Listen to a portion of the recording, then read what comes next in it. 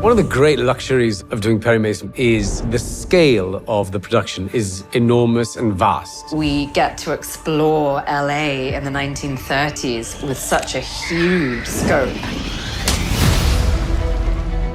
History is crazier than a lot of things you can come up with. This season, the world was even more expansive. You don't have to suspend your imagination because you're actually in those moments. It feels like what it would have been at that time. I'm excited for people to see the world again.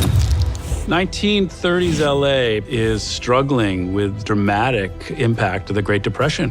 During the Depression, people lost their jobs, their livelihoods, their homes. And for Latinos, this meant that they were scapegoated. The Gallardo case, to my mind, is not based on an actual case, but the circumstances of racial prejudice in the judicial system, of the downtrodden, are very familiar.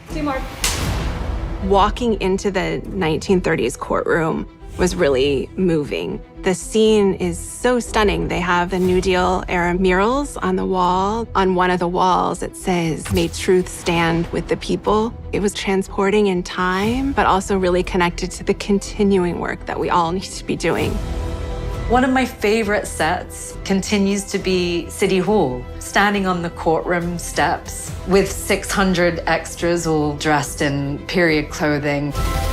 We'll give our extras stories. If somebody comes in and their ticket says, "I'm a lawyer," and you look at them and you go, well, you obviously don't look like a lawyer, but you would be amazing as a reporter. Dress them as that.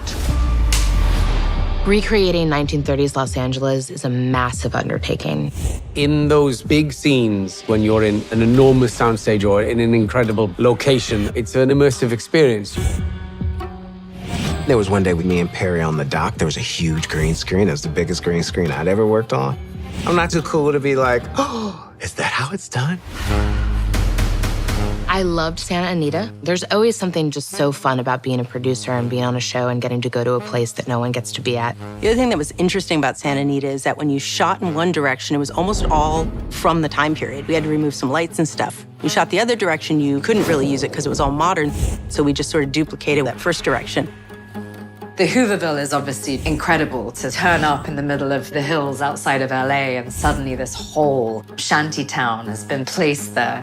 There's a shot in the Hooverville of a blonde woman with braided hair in an apron pinning laundry on a clothespin. One of my team dressed her and I asked the ADs to put her where they did. It looked like the research that we'd put all over the walls. My biggest goal with the show was that you move into the world and it's real for you. And cut. Los Angeles does have an oligarchic power structure. There are a small number of people who can wield extraordinary power. Camilla is based on a real woman of the time named Emma Summers. And Emma Summers was actually a piano teacher who took her money and invested it in oil wells and became a very, very wealthy woman. If Camilla was alive today, she would be a massive influencer. Why did you take this case? Maybe I like stacked odds. I always love a bad guy who has a reason, and Lydell really spoke to me. I think Paul Raci bringing him to life was deeply exciting. Lydell was based on Edward Doheny, an oil tycoon in Los Angeles, and he was one of the wealthiest and most powerful people. He's someone who made his wealth by brutally being in this oil business. It's what is required in Los Angeles to achieve success. Some of the estimates are that in the early 1930s, LA is producing a quarter of the world's oil. If you look at historical photographs and you look too quickly, you think you're looking at a forest of trees, but you're actually looking at countless oil derricks lining the landscape. Hello, Father. Brooks McCutcheon was based on Ned Doheny, the scion of Ed Doheny. Ned was murdered in the late 20s. We love that idea of someone who is so beloved and has a certain image in the city, and what would happen if they were killed. Took a couple hours for the boys to give up a name. Perry, Paul, and Della are representing different aspects and different personalities within LA. All three of them are not part of this elite power structure that we see in season 2. We worked and thought a lot about what is now the transition for Mason from season 1, clothing-wise. He's establishing himself as a respectable lawyer, but I wanted something always to be slightly off, like he's never truly comfortable. He should look slightly bad in a good suit. The wonderful thing about Matthew is that you could put him in the most expensive suit in the world, and because of his physicality, he can make it look crumpled and rumpled. Luckily, because of his size and frame, I was able to pull some real period suits from this time. Della has been around. She's had to fit in with a very male-dominated work environment and be respected. And I think clothing is one of the ways in that period Della has figured out that it's a way of commanding respect is to be impeccable. The buttoned-up blouse, the perfect brooch, the right hat. What's also really interesting is that when the actors are in these, they're wearing undergarments from the time period, which sounds like an odd little detail, but it really affects how their body sits in something, especially a woman in a dress.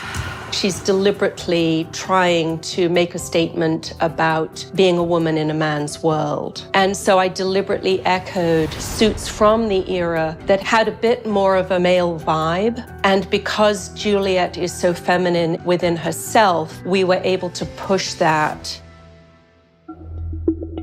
Paul chooses his clothing because it's his identity. Clothing in the 30s, there was no fast fashion. You get a suit, that's your suit. And Paul knows that if he can walk around and allow his costumes to maybe lift his spirits more than he feels on the inside, that's a job that's still making him and his wife look a certain way in the community.